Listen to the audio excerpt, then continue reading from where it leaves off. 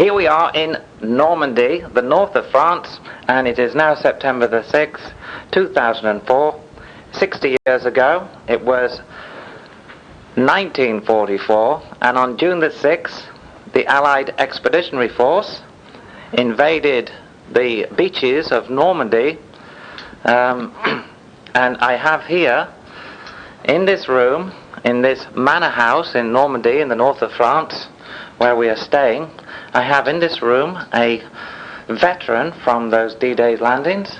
His name is Charles Radford. He happens to be my father, and we brought him back here with my mother, Olga Radford, to Normandy to have a look at the area, and he can tell us all about the history of what happened 60 years ago when he made that voyage across the English Channel. So I'd like to introduce you to Charles Radford. Hello, we're about to go down to the beaches at Arromanches, where the Mulberry Harbour was first constructed of concrete blocks, huge ones that floated and created an artificial harbour.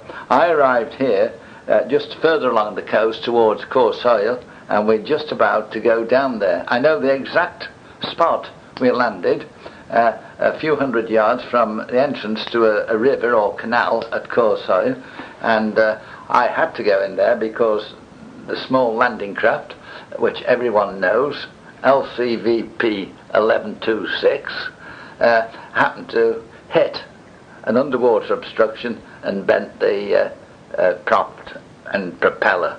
So we staggered into this little harbour at Courseulles, just along the beach, and we're now about to go down there and have a look to see what it looks like today, 60 years later.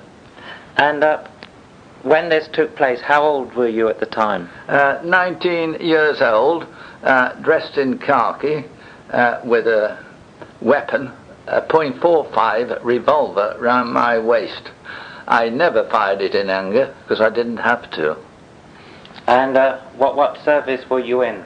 Well, I was I was an officer in the Royal Navy, but most people have heard this story. I was a midshipman, which meant I had 2 red tabs on my naval uniform with a gold button on, but for D-Day combined operations, they put us into khaki, and my rank had to go on the lapels of the battle dress khaki, and unfortunately, those 2 red tabs with a button on were identical to a brigadier general or someone, and I got a lot of attention because at the age of 19 I'd done rather well, don't you think?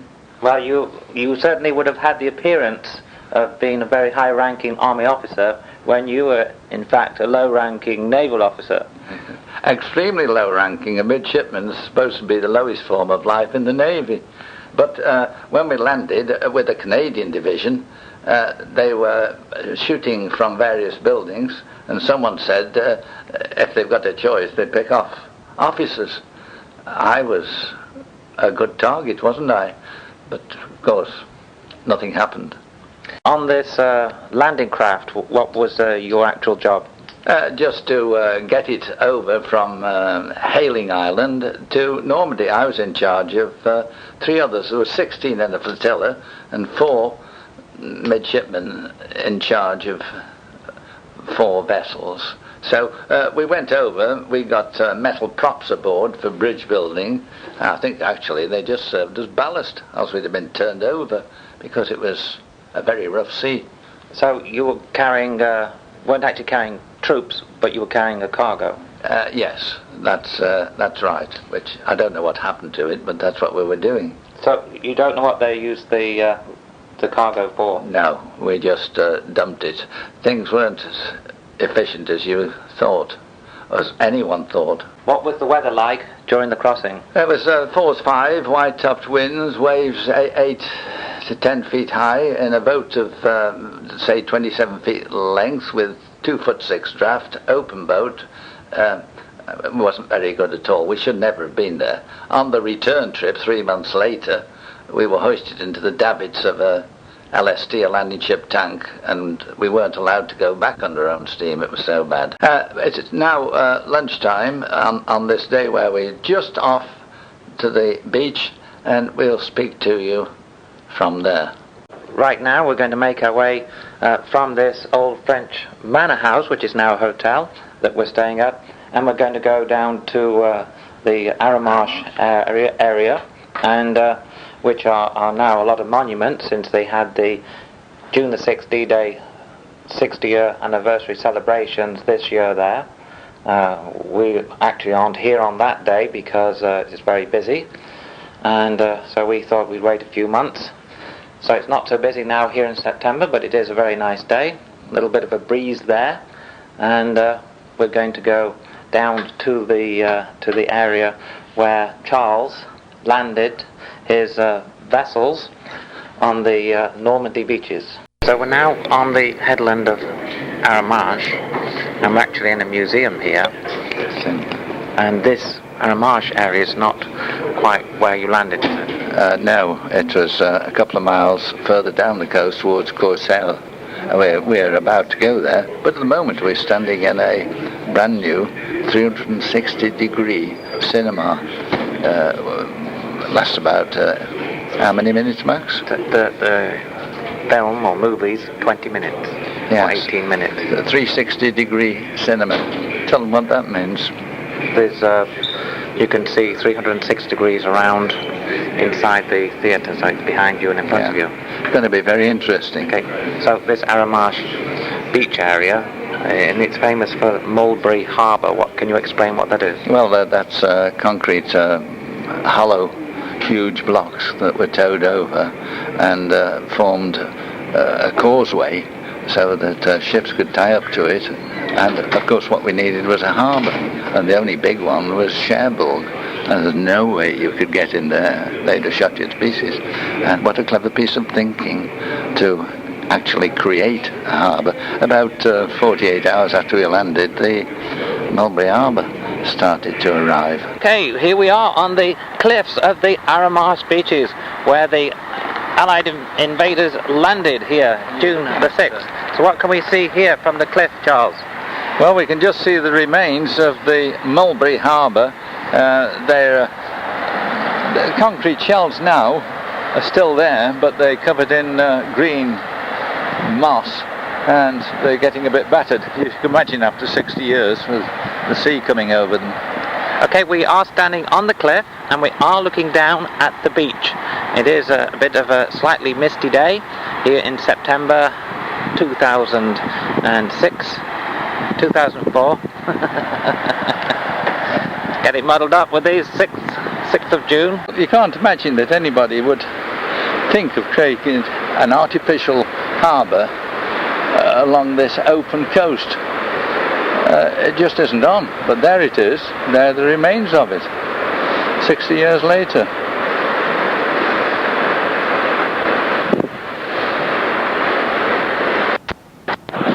So I was just trying to take Charles's photograph with a tank behind him, and some American tourists offered to take that photograph together, and then Charles started talking about D-Day, and he mentioned I wasn't there on D-Day, and the guy said he needn't be on it. I was here D-Day and he wasn't. And then the gentleman was an American with his wife was very honoured, impressed, and he said thank you to Charles for being there. Then we realised that all the tourists walking around Aramarsh and Normandy, you know, unless they come across an 80-year-old man that's not French, then they're not going to encounter any D-Day veterans. So Charles is probably one of the only ones here. Yeah, did you tell them I jokingly said to the guy at the cinema,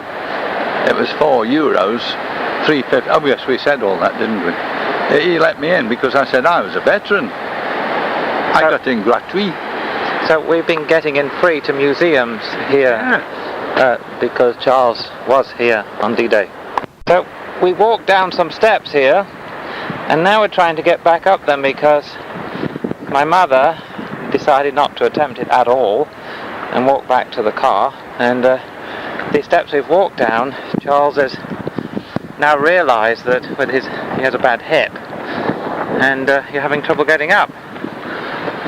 Take it easy, step at a time. It's a good job the Germans aren't occupying France now, because all you old veterans wouldn't be able to... I think it'd be all right if they were all over 80 and we were over 80. It'd be some war, wouldn't it? Yeah, we could let you all battle it out. We are now on the Normandy coast at a little seaside town. So, this is the exact position where Charles landed. That's correct, just a few yards away, but the craft was damaged, and on an open coast you were very vulnerable. So I just happened to see this little tidal river, and we're standing right by it now, and it goes right inland, and they've cut it out into rather a big marina at the moment, but I can see exactly where I stayed for quite a few days with a Canadian division and troops who were resisting just opposite the buildings, sniper fire. But they opened up with Hurricane type shells and guns and demolished the whole windows and everybody in it, so we didn't get any more resistance. Okay, so let me just explain what we can see here. If we look out to sea, we have sand dunes, and we do have some old concrete, I guess, pillboxes. Yeah. Would those be German, do you think? Yeah, well, of course. German pillboxes there, which has probably had Germans in it on the day Charles landed here that morning. And it's a little bit of a windy day today, but the grey sea there is crashing in on the shore. Yeah, it was windy when I got here. So the sand dunes and beach all to the west of us, and then immediately by where we're standing there's an inlet, like a river, a little tidal river inlet. Yeah, it is. And then there's the town of Cursoy, just the other side of this inlet. So Charles's craft actually, he tried to make landfall on the beach right by where we're standing here. This is the exact point.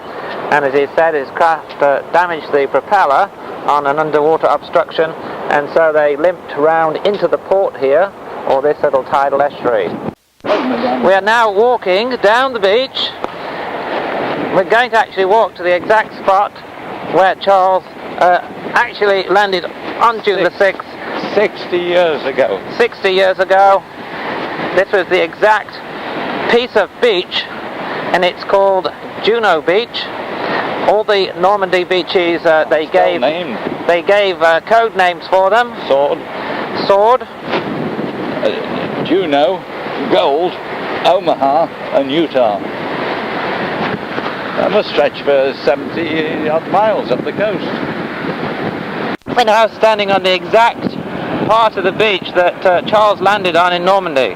That's correct, but we're looking down the beach, and as far as the eye can see, it's 5 or 6 miles or more of open beach. There's the soul inside, no one there at all. When I was here, you could stretch your arms out, and there's always somebody standing next to you, either in a ship with a gun emplacement or something. There were people everywhere, and now there isn't a soul inside. So how many ships or craft were here? Thousands, an armada. I believe there was 6,000 vessels used in the landings and 11,000 planes. Yes, I must have been in the midst of it, because we just landed here. We weren't supposed to be here, we were supposed to be somewhere else, but there was a Canadian division, and we were here for a week or two. Nobody knew where I was, or cared, or communicated. But just off here where I'm standing now, Maxwell can see how rough it is. It's white-topped waves coming in. They sank the Gooseberry Harbour, which is half a dozen ships, luxury ships. I'm not sure whether they're actually sunk, but they were certainly anchored together to form an artificial harbour that no one ever talks about, because it was of no consequence, not like Mulberry down the coast here. But it sheltered us, and that's why they did it, with a tiny little craft. This is a wide expansion of beach. It's got a bit of seaweed washed up on it, and from the beach, there's several hundred yards of beach. There's no cliffs here. No. And then you've got sand dunes after that. So it's fairly flat country around here. It is. So, did you ever think you'd be back here in 60 years' time? No, I certainly didn't. I had only one thought. Am I still here on that day? Have I survived? It was a question of survival, not worrying about tomorrow or what am I doing here. It's just that I'm here. I've survived. And my friends with me have survived. We were just a unit who was surviving. That's all it was about. Didn't matter whether you were wet, hungry, tired, dirty, shaven. These things didn't matter. You'd survived. That's all it was about. Day-to-day survival. Okay, because Charles is... I didn't do any fighting. He was in the Navy, not the Army, so it was the Army that went inland. That's right. And they did all the work. Did all the work, basically, but the supplies that were required to back up the Army were brought in by the Navy, so and landing ships, and that was Charles's job. Main job was to transport anybody ashore from all the ships that couldn't get into the dock. They anchored off, and I took anybody ashore that wanted to go ashore. That's assuming I was there to take them, which nobody bothered where I was. That's what you keep saying. Lost. I just did my own thing. Perhaps because you were on the Canadian beach, you actually missed the British beach you were meant to be on. Ah, sure we did. That was Gold Beach, higher up. So you were actually meant to be on Gold Beach. That's right. We were on Juno, though, and built it by accident. So why didn't you go back down to Gold? I didn't know where it was. I didn't know where I was. I didn't know this was Juno. So no one told you when you were here? No, you're just trying to survive. So who gave you like instructions what to do or how to help out each day? They just told us how to go to sea and go over there and obey instructions. But when we got here, there was nothing to obey and no instructions. So we're now walking back to the from the beach to the estuary area where Charles's landing craft came up, and he spent time here. He did actually, was telling me earlier that he did actually help carry more supplies ashore during that time. That's right. Gives you an idea how rough it is, doesn't it? Okay, now his wife, or my mother, Olga, this is the exact spot where Charles has landed. So what do you think of all this? How can I say what do I think? It was different than when he came. You weren't here, right? Obviously not. It's very rough out there. Was it as rough as it is today? No, it was much rougher. Oh. That's just wide-topped waves and a pleasant day. And most unpleasant. So what we're looking at down there, Charles? Well, that's the canal now, and I suggest we go round over that bridge. And there used to be a hotel here. How far did you go? How far did you go with the landing? I stopped down here, but I did you get to the bridge there?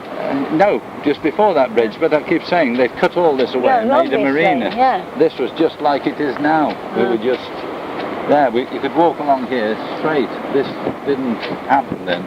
Well, they were shooting at you. Of course, they weren't. He said, well, the Germans in it. Well, they weren't British in it. We're now looking at one of the pillboxes, but it's kind of at a 20-degree angle because, and it's half buried in the sand, but that obviously was a German pillbox that was defending the coast on that day. Okay, Charles is here right now, and he's standing on Juno Beach with a backpack on his back. So this backpack looks like it's a khaki green, and it's made of canvas, looking very old. And tell us about this backpack. Well, it is old. It's precisely 60 years old, and it's the only remnant I've got left from this adventure from D-Day. I don't know why I didn't keep anything else. I don't know why I kept this, but this is all I've got.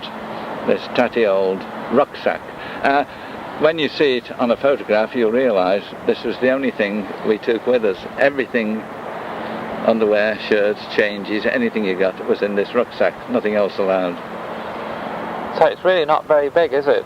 No, it isn't, but we went on holiday, weren't we? I guess not. Don't ask me how you washed, shaved, or changed your underwear, or did your clothes. I don't know. It didn't really matter. It was war on. He was surviving. So did you come ashore and ever have any restaurants open, or? No. It's nothing. No, it was very simple. There was no like German lager left behind? No, we did extremely well on LBKs. We all know what that stands for. No. A landing barge kitchen. There were Thames barges that were converted into just kitchens, where they said LBK on them, and I could pull alongside any LBK and demand or just ask for a meal, and I would get a superb meal. So once you and your landing craft had landed on D-Day, then you were here for how long? 3 months. So during that time, being in the Navy, you had to stay with the craft and help get the supplies ashore, and after a few weeks, what did you do? Very little. We went fishing. We found ships that had been wrecked and took the supplies off them and took them to our friends on the LBKs, landing barge kitchens, and prepared food and drink, and we could call there any time of day and night. But we found one ship with rum aboard, grounded, and a lot of cigarettes. Thousands of cases of them. They're called Manx cigarettes. Never heard of them before or since. I mean, we had free cigarettes, so it didn't really matter. But the rum mattered because we dropped it off on the LBKs. And we were prone to go there in the evening and play cards and have a drink. And I've seen a card school where one of the players drank too much, fallen off his stool. We were playing cribbage, 15-2, 15-4 and a pair of 6, and he collapsed on the floor, and this little LBK, he was rolling around, mumbling 15-2, 15-4, and his head was lolling from side to side, and he was being sick at the same time. So it wasn't all fighting, it was trying to stay sober. So were there any other outings to the surrounding towns, or? Yes, this is why we came to the Lion d'Or at Bayeux. Because I saw there were troops and movements all the time, and I said to one guy, "Where are you up to?" He says, "Up to Bayeux." So how far is Bayeux? It was 9 kilometres from Arromanches. How many miles is that? About 6, 7. And that's inland, right? Yeah, it was on a duck. DUKW means it can go on water and land and great big tyres and things. Army thing, going up to Bayeux. I said, I'll go up with you. So it was quite fun to go inland and see all the troops, the fields, and everything blown up. And when I went into Bayeux, I just went down one of the main streets with this guy, and I saw a hotel. It says the Lion d'Or, and it stood back, and I thought, if I ever come to Bayeux, I must go in there. It looks rather nice. And I did that 25 years later with Warwick and Maxwell, who were then aged 14 and 12. I don't know whether they remember it, but they may well, as they had photographs to remind them. And tonight, hopefully, we are going up to the Lion d'Or for a meal. If we don't get in, it's a beautiful small town, Bayeux, and we dined there last night at La Brasserie. Superb food, like everything else. When your landing craft is now in Normandy, did you stay on the landing craft? Well, we couldn't. As you've seen today, the seas can get quite rough here, and you've got to go ashore. We were in Khaki, so we went ashore with Marines and lived in a bell tent. But unfortunately, it was only a few days old at the war then. We were shelled every night, every few minutes. Shells whistled over, exploded, bang, and you could see shrapnel having whizzed through the tent, nicked a bit out of the tent pole and out the other side. So we did then what all the Marines have been trained to do. We unfilled the circular part of the bell tent, dug down a foot or so, threw the soil out, and slept in a small sit trench in the bell tent. And then the shrapnel wouldn't get us. The only thing get us would be a direct hit, which we wouldn't know much about that. So that's how we spent the time. So you learnt to dig a foxhole, basically. Basically, yes, although I was in the Navy, but we were in khaki. So, how long did living in a tent go on for? Only for about a week, because then they got the Gooseberry sunken ship harbour in place that I've mentioned before, and we lived like naval officers should do, aboard luxury. Just great. We could go aboard there, come ashore, and so see you were the living troops. on the cruise ships they moored in the That's harbour right.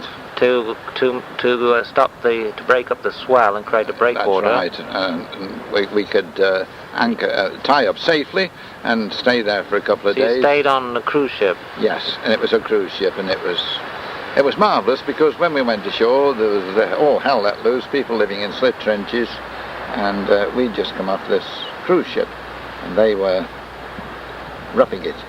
They were at the tough end of the war. So were they aware that you were living like that, I guess? Certainly not. We were in khaki, and they thought we were doing a grand job, and I thought we were doing a grand job because we were doing what we were told to do. And that's what you're told to do. You do it. If it's nice, it's lucky. If it's nasty, tough. Do what you're told. The rule: always obey the last order, to the letter and straight away. So there we have it, the exact spot that Charles landed on D-Day, June the 6th, 1944, here at Juno Beach on the Normandy coast, next to the small town called Cassoy.